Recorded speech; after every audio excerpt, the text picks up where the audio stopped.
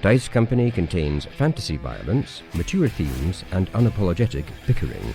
No feelings were hurt in the making of it, but listener discretion is advised. Dice Company will always be free, but it's not free to make. Please consider supporting us on Patreon or Apple Podcasts and get access to our weekly roundtable show Extra Roll. Just follow any of the links in the show notes for this chapter.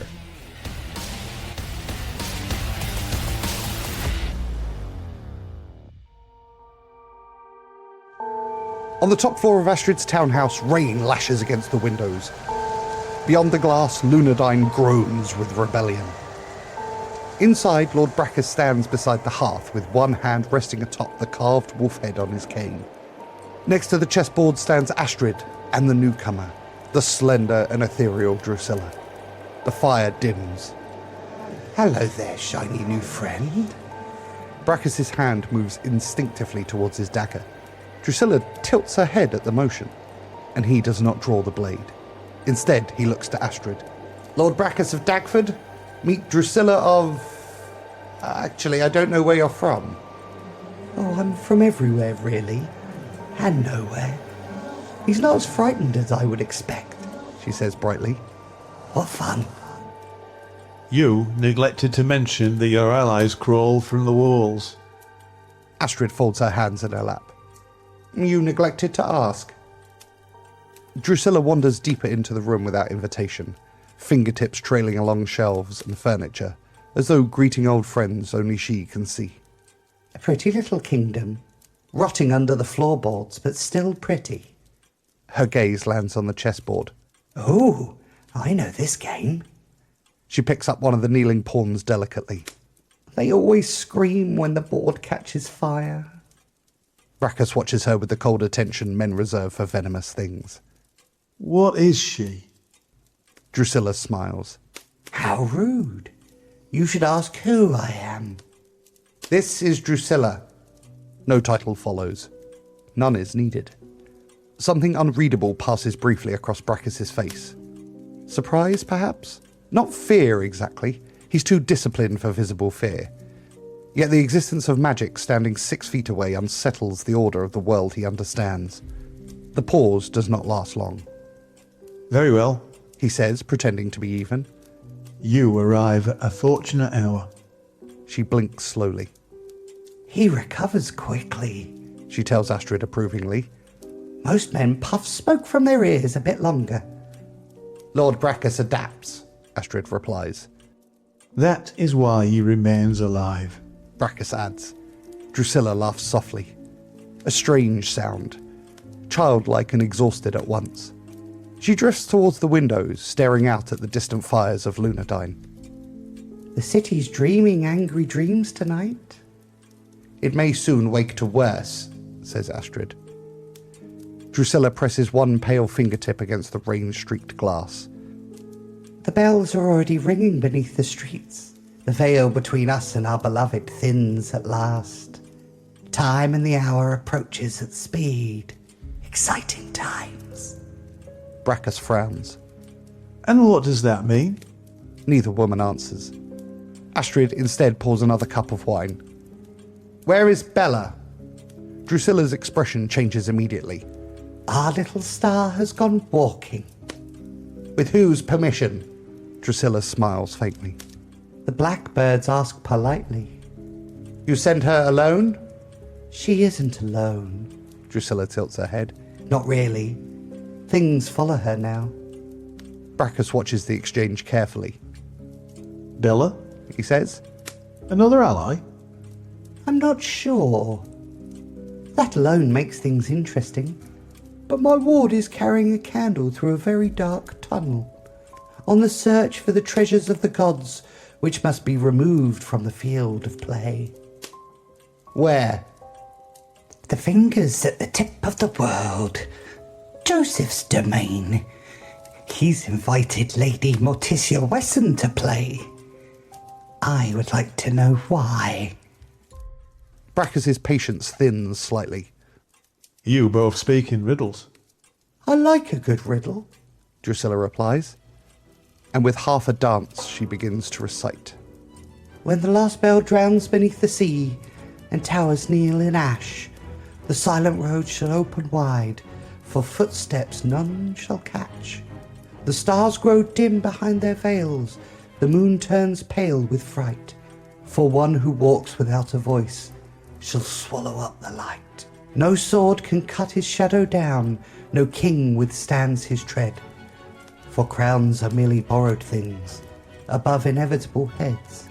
And when the fires consume the fields, all the birds have flown, the world shall finally understand how loud the hush has grown.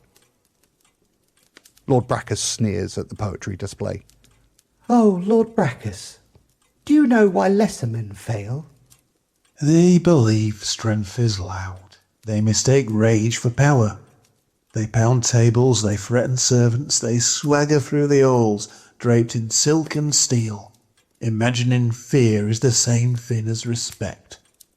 Then winter comes, and the winter is a great judge of men. The room is silent except for the crackle of the hearth. Now seems like a good opportunity for you to tell us about yourself. It's important that we're able to trust, don't you think? He shifts uncomfortably for a moment.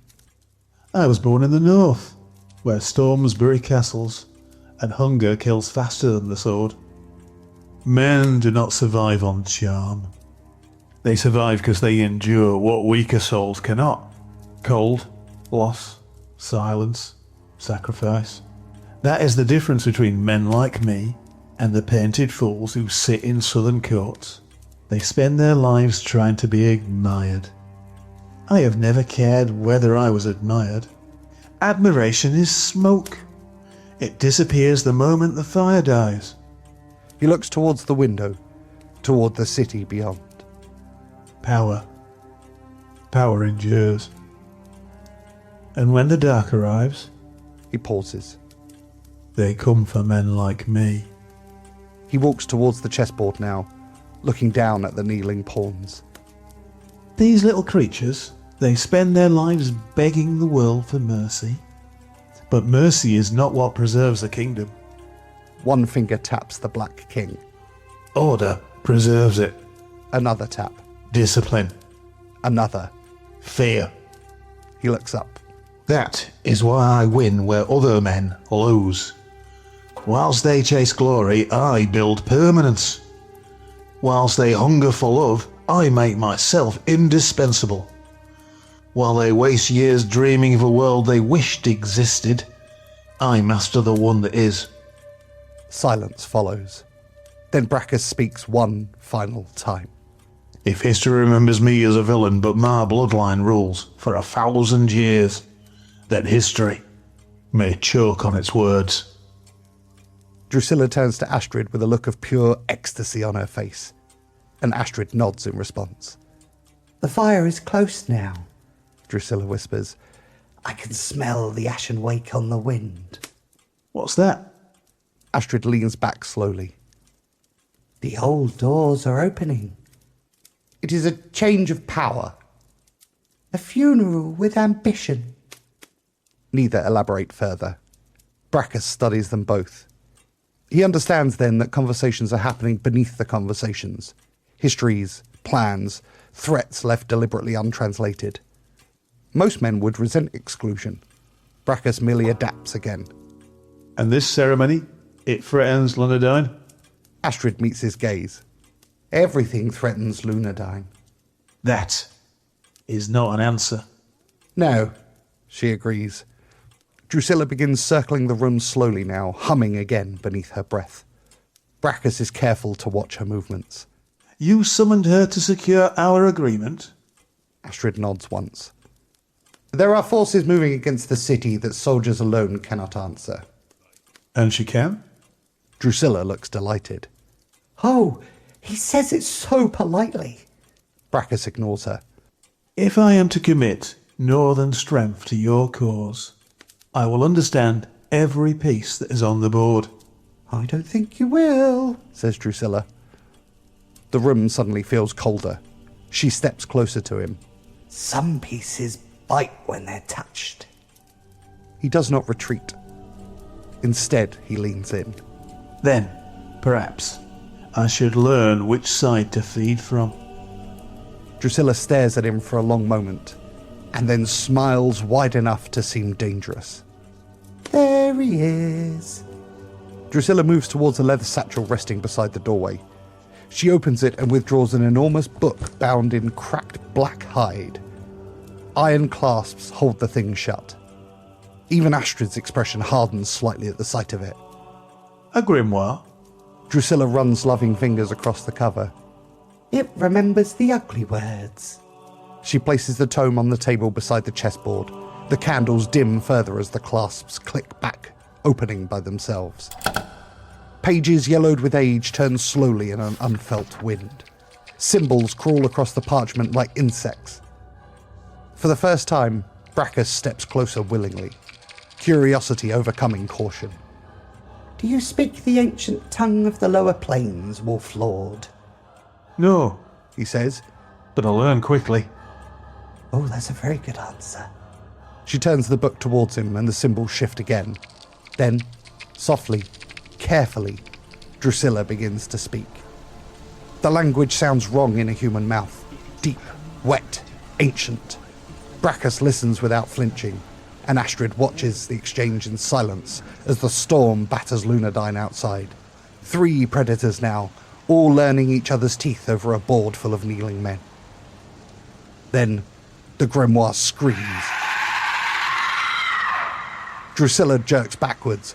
Black blood spills suddenly from her nose, and across the open pages of the grimoire, words begin writing themselves in fresh, trembling ink. Astrid rises sharply. For the first time that evening, fear touches her face. Drusilla stares at the page with widening eyes. Here we go. She whispers. The windows of the townhouse explode inwards. And somewhere, miles away and down below, something answers.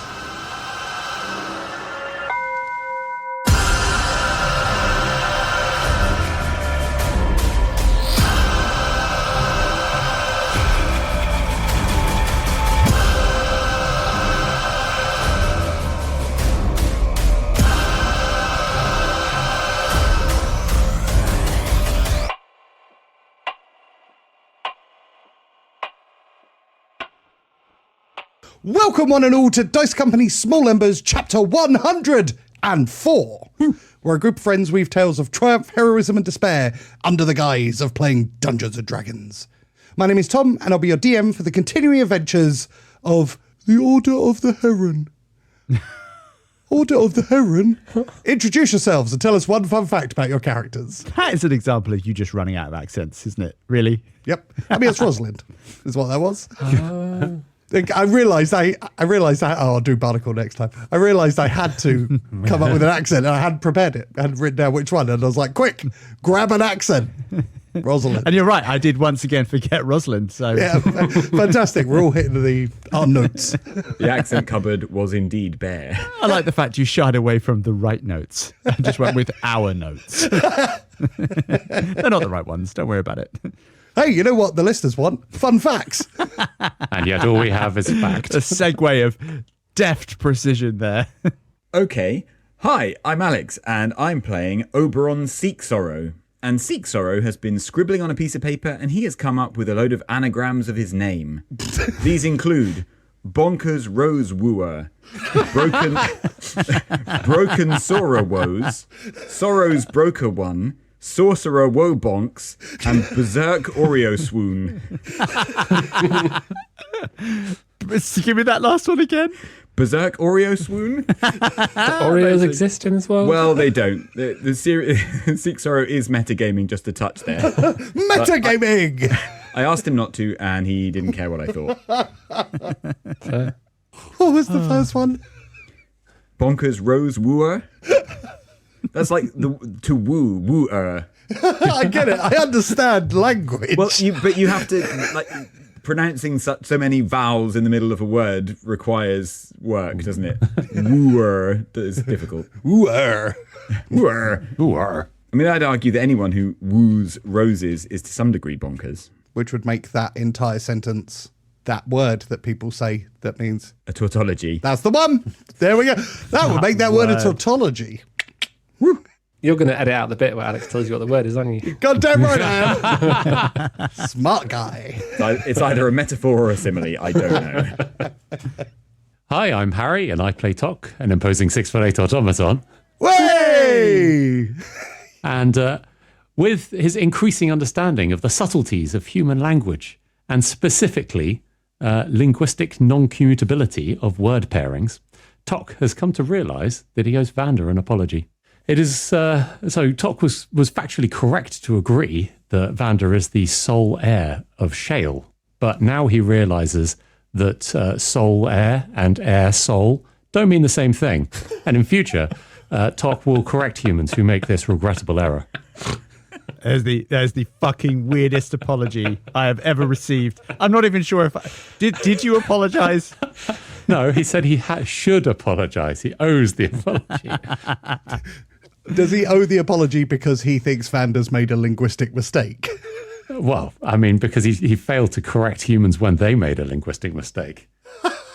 With Vander as the subject matter. So just to be clear, the apology is, I'm sorry, you're stupid and don't know how to speak properly. No, Tok is admitting his own lack of ability with human speech patterns. Okay. But he knows that Vander's a pedant, so he would definitely have wanted him to be correcting. Oh my God. Roll for fucking combat. It's outrageous. Hi, I'm Charlie, and I still play Vander Finnick. And today we will go back to another entry from the Little Book of Pain. So I'll pick a few at random here. Entry 178. Stubbed toe 2 weeks ago, and it has remained stubbed. Entry 205. Lost a nipple. Not clear as to why, it just fell off. 207. Must kick nearby object to restore feeling in left leg. However, this immediately removes feeling from left foot. It appears I have to choose going forward. 231. Bit tongue while eating soup. Deeply humbling way to nearly die. And I'll leave it with one more. So 242. Lost control of grip strength in right hand and randomly crushed a soft fruit in front of the group. Not sure what they made of that. And that's a little extract from the Little Book of Pain. Superb. Fun being Vander. Hello, I'm Dave, and I play Benny Quez. As previously established, Benny spent some time terrorising Empire forces near the Orcish stronghold of Crimson Reach recently. But a lot of that time was inevitably spent hanging around, warfare being what it is. So, with his significant spare time, Benny became something of an expert at Lorzub's square-shaped rotating multicolour puzzle. A crudely carved cube with faces made up of multicoloured dyed 3x3 squares, which have somehow been built so that the columns and rows rotate. The aim is to get each face of the cube to all be the same colour. Benny, as I say, has become something of an expert and is now able to complete the rotating multicoloured puzzle in less than 3 minutes. A feat which has much impressed his Orcish chums. As long as you don't actually turn it round into the lament configuration. I prefer not to be sucked into the hell dimensions. I don't know. Lorzub's square-shaped rotating multicoloured puzzle. It doesn't have that. Say the name again slowly, please. Lorzub's Yep. square-shaped rotating multicoloured puzzle. Fantastic. Needs a bit of fixing, bit of fine-tuning on the marketing front, but I think that could be a big success. It should be cube-shaped.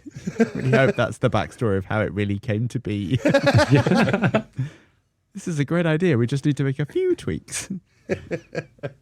And we have an important announcement coming from one of our very own. That's right, ladies and gentlemen, the author, Alex Morrison, has an important thing to say. Al, the floor is yours. Thank you, Mr. Dom. So my announcement is that my first novel is being published this Wednesday, the 15th of July. Yes. It is called The Wolf of Wistman's Wood, and it is a historical drama set in Devon, in South England, on the wilds of Dartmoor, and follows a young couple dealing with poverty and villains and all kinds of exciting things that listeners of Dice Company will undoubtedly enjoy and review highly wherever they get their books. Ah, you're saying 5-star reviews only? I am saying that, yes. Marvellous. Where can they get this? They can get it everywhere. They can get it on Amazon and a massive host of other bookshops. They should be able to get it in their local bookshop, should they want to support their local bookshop. So you can go in.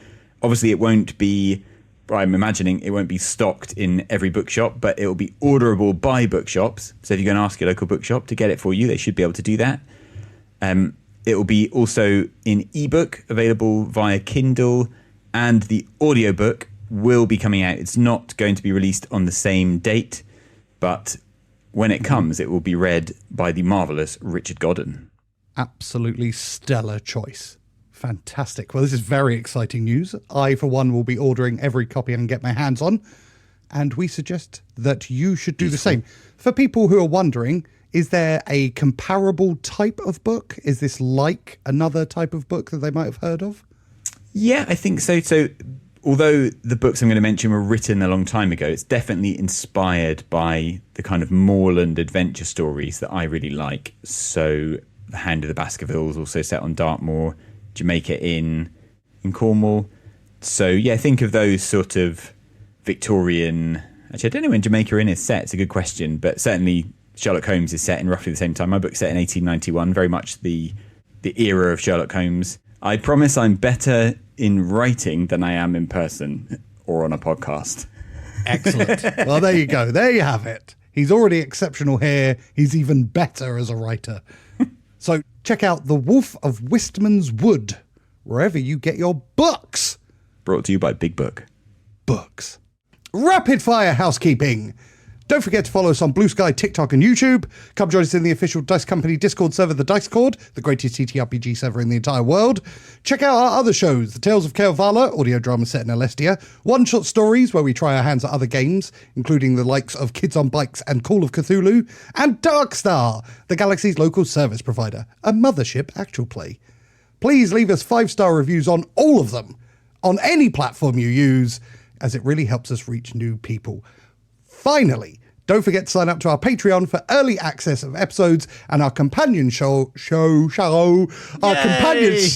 companion show, Extra Roll. It really is the best way to enjoy the madness we produce. And please remember, the best way to fight evil is to be brave and simply do what's right every single time. So let's turn the page on the next chapter of Dice Company. I was hoping you were going to tell us the second best way then, for those of us who weren't keen on the best way. For those who prefer a meandering route to write. The second best way is to set up a small monthly payment.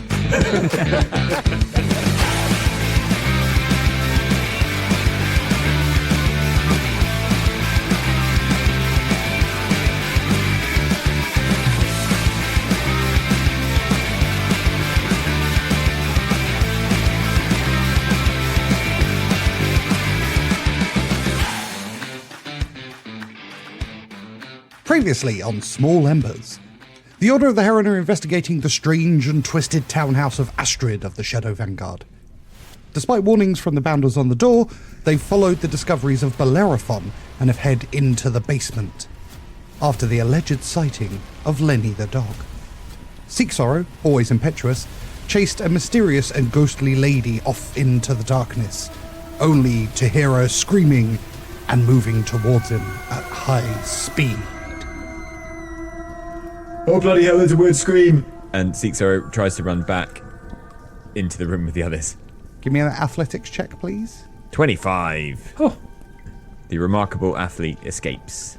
You charge back north, diving as you can hear the screaming right behind you, 5 feet behind you, and then you just feel a bristle on the back of your head as like wind goes over the back of you. The rest of you see nothing other than Seek Sorrow leaping back into the room. Oh, there's something really bad down there. It came after me and swooshed past me. Did you see that? What was it? There was like a weird scream and then I jumped and then something whistled past my head as I jumped in here. What was it? There's now, Seek Sorrow. There's now. Oh, I don't like it down here.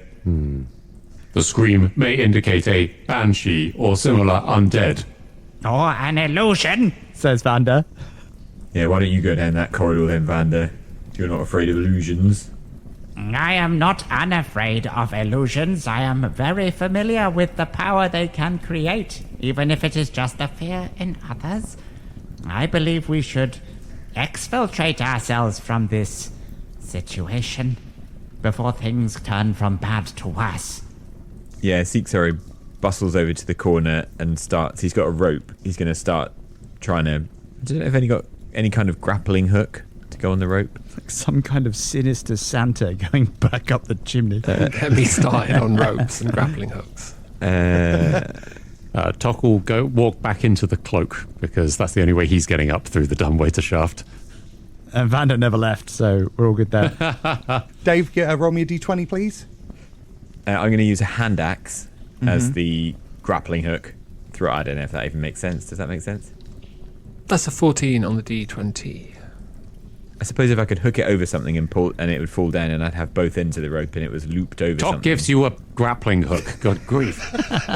Seek-Sorrow uses the grappling hook to try and get back up to the kitchen that we came down from.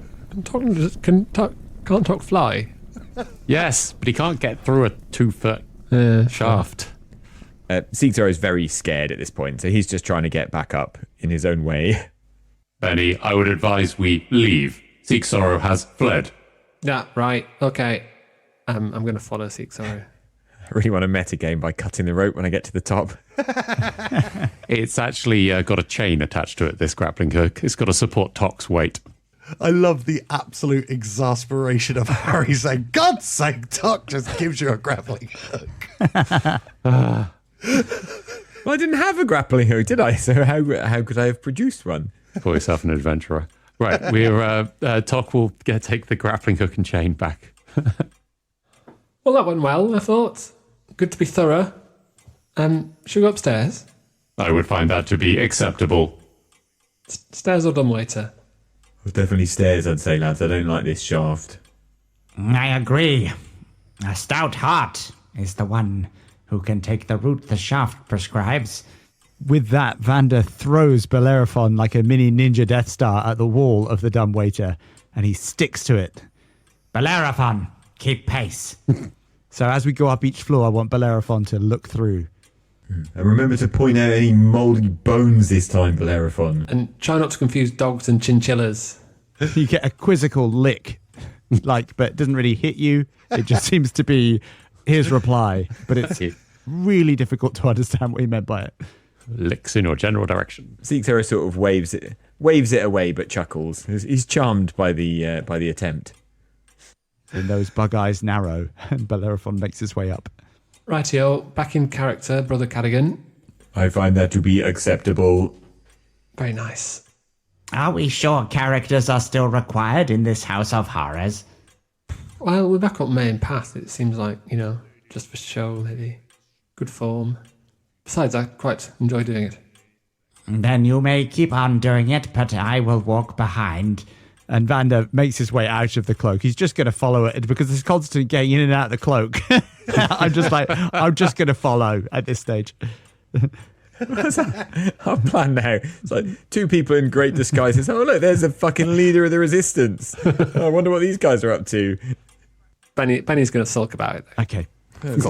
Two characters in disguise in the Scarlet Pimpernel. Brilliant. You make your way to the great hallway once again as the grandfather clock once again bongs.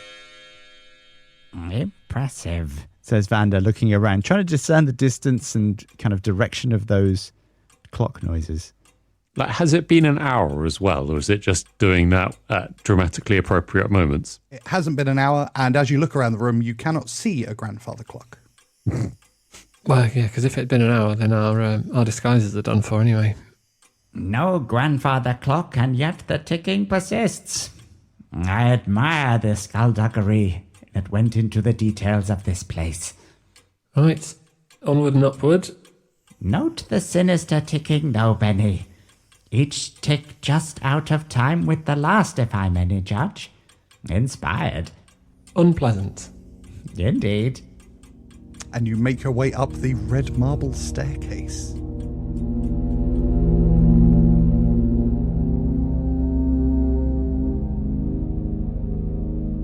You reach the upper hall. Unlit oil lamps are mounted on the walls of this elegant hall. Hanging above the mantelpiece is a wood-framed portrait of 2 members of the aristocracy. Cradled in the mother's arms are a baby. Vander. Baby Vander. You recognise the 2 people in the painting. One of them is Lucian Winter, and the other is Clara Vanderkilt. Ah, a fabrication, but nevertheless, an accurate representation of what I believe the past to be, says Vander, looking. Benny, look. It's your parents. Vander turns back from the painting, a kind of ghoulish, gummy smile in your direction. The boy who lived. Shut up, Vander. I haven't got the energy to think about this at the moment. We got other things on our minds. Benny looks, I think, a little pale and a little drawn at observing this picture. Exploring the basement tired you out. I missed this, says Vander, scuttling past. Standing suits of armour flank wooden doors at the east and west walls. Each suit of armour clutches a spear and has a visored helm shaped like a wolf's head. The doors are carved with dancing youths. The red marble staircase that started on the first floor continues its upward spiral. A cold draft can be felt coming down the steps. Tok is going to walk out of the cloak, and he's going to just double check that these suits of armor lining the walls aren't suddenly going to spring to life by removing the helmet of one of them. And you easily remove one of the helmets, and you can see inside the framework that supports just displays of suits of armor. Okay, well, at least we're not going to get attacked from all sides in a random room. Tok puts it back. Benny says, you know, it occurs to me, I wonder what she wants with these documents. I wonder why it's so important. And he's just going to have a very quick leaf through the file that's tucked under his arm. Just see if anything like really stands out. The genealogy of the Sixoro line. You give me a history check. Oh, I'm excellent at that. Ah. You're welcome. Oh, I'm surprisingly good at that. I don't know why I have... I mean, it's not... Never mind. Ignore that. I've got an 8. Does it say pride comes before a fall at all? Actually, yeah, I think he's the third best. I'm rather good at this. 8. I believe there was a history. You find a comprehensive history of the Sixoro family. Oh, nice. Really? Do I learn anything from it? It's entirely fictionalized, so... I don't learn, for example, Sixoro's past as an executioner, which I don't know about because Van hasn't told me. No. You Weird. do learn about how one of Sixoro's ancestors rode a narwhal into a sea battle. That's what I point out. How did I get shade for that? Like, he's in the room. Yeah. I can't disclose my own dark past. Just laziness. I'm constantly disclosing fragments of mine. Actually, I will amend what I said and say that you read about the wonderful fictional history of the Sixoros, but you can see that there is a section that has been effectively redacted, but you can't make out what it says. I think as a kind of master thief like you are, I think you would notice that. Just massive letters that say redacted all the way across. Well, this looks like some very good information. Good past history, this. Sixoro's going to keep telling these lies until they're true. I did my best in the time available, Sixoro. And Sixoro leads through the pages and goes, Oh, an archduke. Oh, interesting. I would suggest now is not the time for light reading. Noble blood. No, you're right. Sorry. I don't know what I was thinking. I'm sorry. Let's carry on. Okay, you can go up the stairs again, or you can open the door to the north or the door to the south. It is possible danger. Benny, would you lead the way? Oh, back in that, are we? Great. We will cut to Bellerophon, who is in a northerly position from where you are, climbing up the dumbwaiter shaft. He has made it to the floor that you are on, and he has discovered an undecorated bedroom. Vander, I know how much plain bedrooms are important to you. In it are a pair of beds with straw stuffed mattresses. At the foot of each bed is what appears to be an empty footlocker. There are tidy servants' uniforms hanging from hooks in the adjoining closet. Vander obviously sees this through Bellerophon's eyes, but files it away. No nature checks for the wood that the closets are made of? I'm not physically there, otherwise I absolutely would have done a nature This check. is because shoddy work. We know this is Dora the Explorer 101. So, up. Agreed. On we go.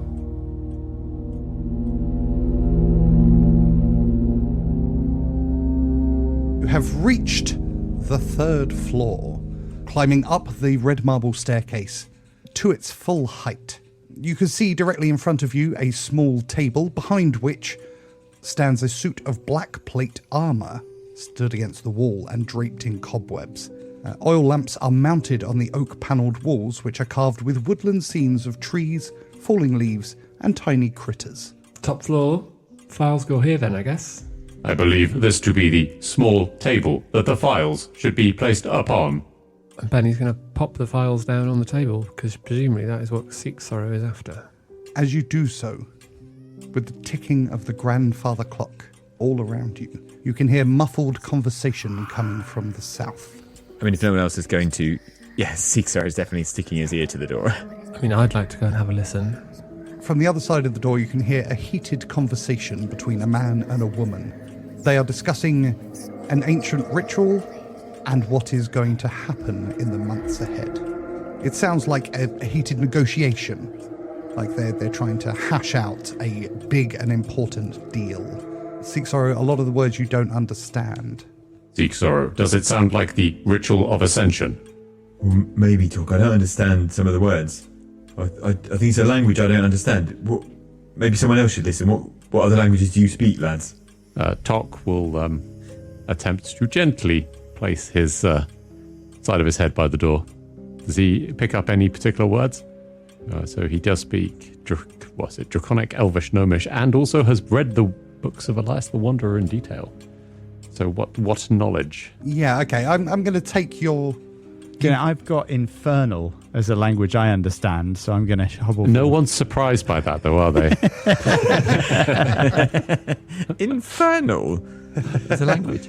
It is none of those languages. However, Tok, your reading of the Books of Elias have given you insights into other languages which you don't currently know, and you can pick up the odd word here and there that leads you to believe that they are speaking in Abyssal. Abyssal. I was hoping for Thieves' Cant, although I realised it was a long shot. Tok will relay that to the group. So I believe they are speaking in Abyssal, the language of the lower planes. Can you discern anything else of what they speak? Are there any stray words that we can pick up? I'm presuming that the ritual of ascension is pretty obvious, that considering the context, that's what they're talking about. That is the general consensus that you get. In terms of individual words that you pick up, give me an Arcana check, please, Tok. A 26. You hear reference to the following: Joseph, Ritual of Ascension, Morticia Wesson. Okay, Tok will relay that to the group. Whilst he's listening to it as well, it's a bit weird. I mean, Joseph, that makes sense. Ritual Ascension. And why are they talking about Morticia? Morticia. Joseph. You can see anger rippling across Vander's face now. Vander, do you have a theory? Bastards, says Vander. That is possible. Marriage is unlikely in this situation. And Vander moves right up to the door, pressing his own ear against it. Okay, Tok makes room.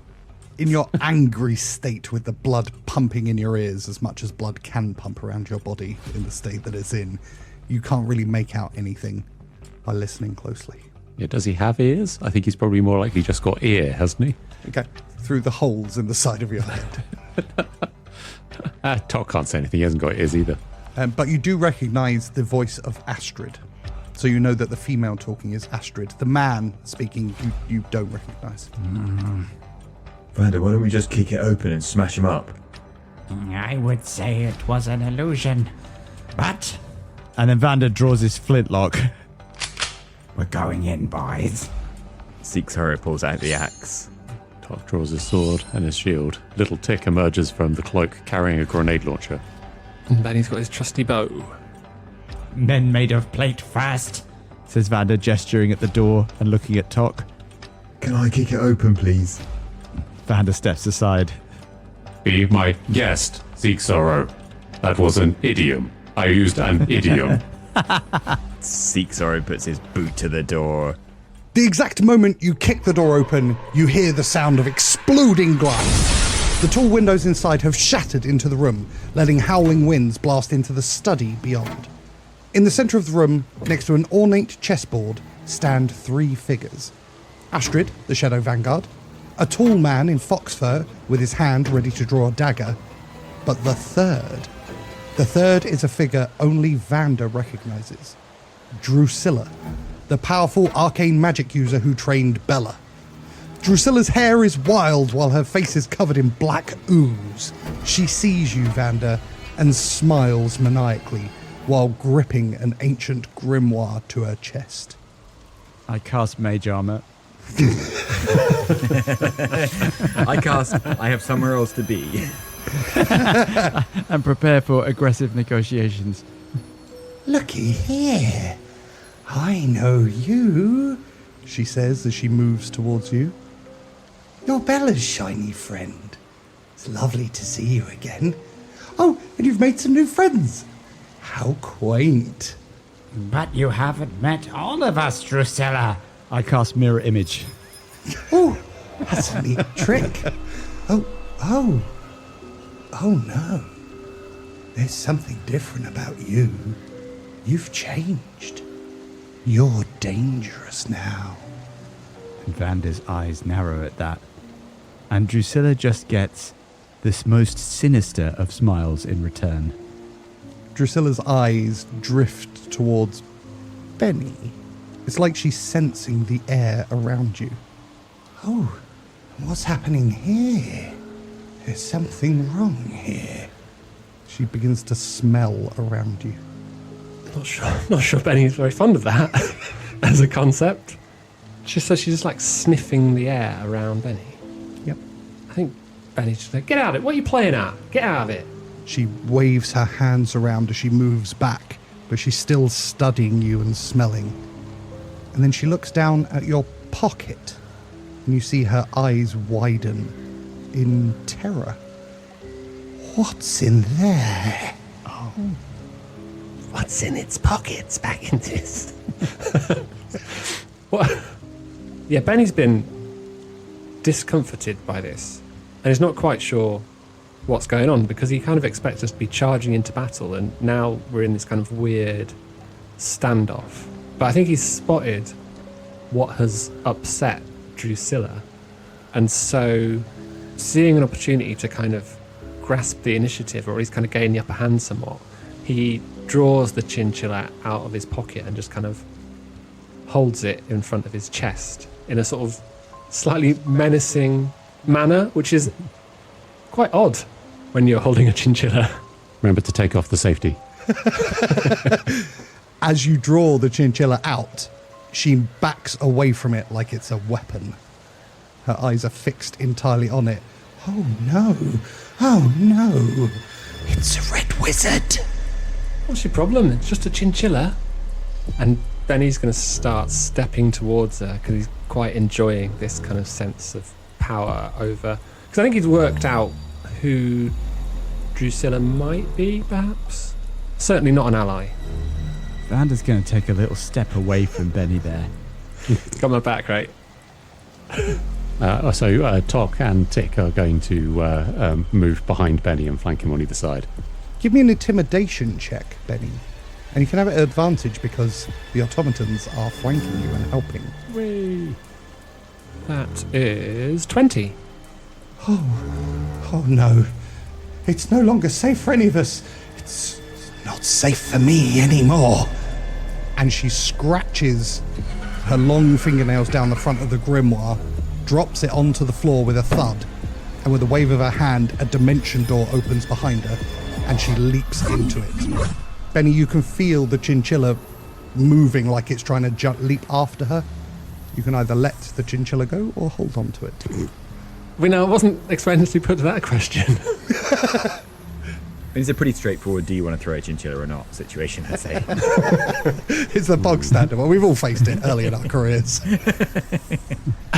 I think Benny's going to call to Vanda and say, I can feel it wants to follow. Who was she, Vanda? Do I let it go? Very good, Benny. Wild magic. Vanda takes another step back. Through the door or not? I would suggest discretion. Vanda pulls his flintlock, and you see all 4 of them draw. And Seeksora goes, yeah, chuck the hamster. Yeah. Oh, well, I think Benny is very strongly taken against this person. So he just goes, go on, get her. Go on. Release the killer bunny. And with a squeak, the chinchilla leaps from your hand, and you can see kind of crimson red flames suddenly appear behind the chinchilla as it leaps into the dimension door, and the dimension door shuts. Left behind the door are Astrid and the man you don't know, but you suspect this must be Lord Brackus. She has her hand held in the air, and there's energy kind of circling. She has a spell ready, but she's watching you, and she hasn't moved yet. I'm going to say, how confident are you that I haven't got a spare? Second chinchilla. I have no idea what is happening, but I know all of you. What are you doing here? I honestly don't know. Well, speaking personally, I've come here to kill you and blow up your house. And what exactly have I done to you to deserve such hatred? Well, you're the head of the empire in this country. I've suffered under your oppressive boot for my entire life, much like the whole of the people here. You represent everything that I stand against, and as a result, my plan is to, as I say, kill you and blow up your house. Oh, so sad. Dry your eyes, little boy. And she raises her arcane hand in the air, ready to attack. And we will end it there.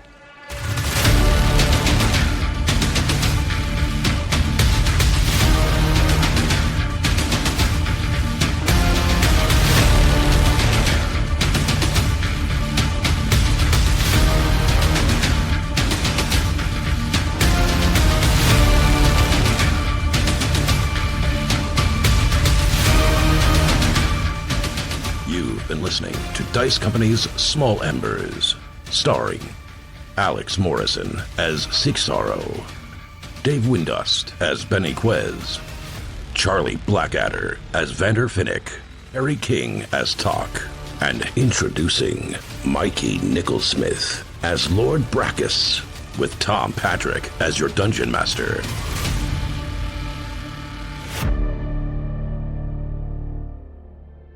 Barnacle here. The humans of Dice Company would like to thank the following sweethearts for their support. Fox, J, Hilda von Greenhorn, M, Corey Mack, Dave Patterson Boy Genius, Sepulchre Stennet, Marky B, Jenny the War Camel, Stephen Sikora, Mickey Arnold, Happy Daddy Scotty, Tika, Rabbi Camel, Team #Stay Toxic, Parth Pursuit, Paris Picard, Shovels, Queenie, and an extra special thanks to our Council of the Rojan members, the Red Right Hand, Shelby Cat, purveyor of exceptional dice, SJ Phiotics, Zeus Legion, Richard Ungamus, Mama Strange, the Tabletop Astronomer, and Chris from North London. Rapid fire housekeeping. Wait, no, we have. Oh no, I'm wrong. Thought we hadn't had all the facts. We've had. May I continue? Assaults. Yeah, I always felt that, the best way to help us reach other people. I know it's a common phrase. It feels kind of sinister. It's like a double-edged nature in my mind. Because if I said, for example, listen, I enjoy this food I got you. I'm a kebab shop, and make sure you tell other people I need to reach other people.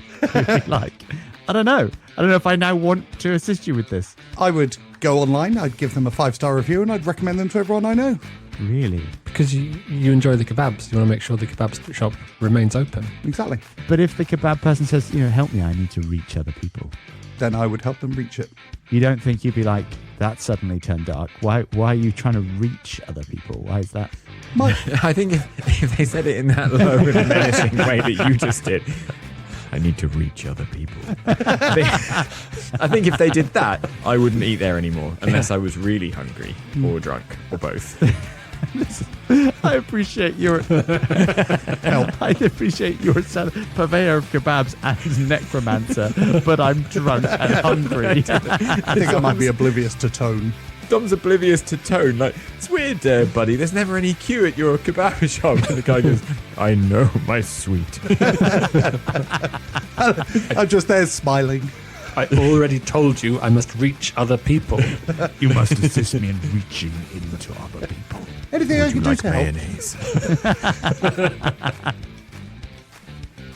We need your help, listener. We need to reach more people. But I'm disappointed that I'm just now finding out that good content is the way forward, because I've literally just sent my book to the printer, to the layout people, and it's hot garbage. Just too late.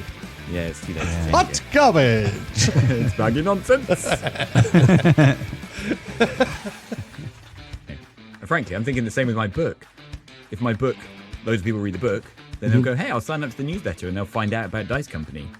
And likewise, if people listen to Dice Company, hopefully, Dom, they'll hear a thing that says, hey, Al's got a book coming out soon. No. Shouldn't think so. I don't know why we do that. It seems weird. Yeah. How does that benefit me? It's very hard to tell. Okay, cool. I have been working on Darkstar 3, and I think, Dom, you'll agree, it's looking pretty interesting. Yeah, it's all right. He's already been nice to you once. You're asking him to break the code. Yeah, Can't do it, I'm I'm asking you to afraid. break the code. And you wouldn't want me to either. You wouldn't want me to be nice to you no. twice. No, I'd feel unsafe. Yeah, that would feel like a pity party. And You'd correctly feel unsafe.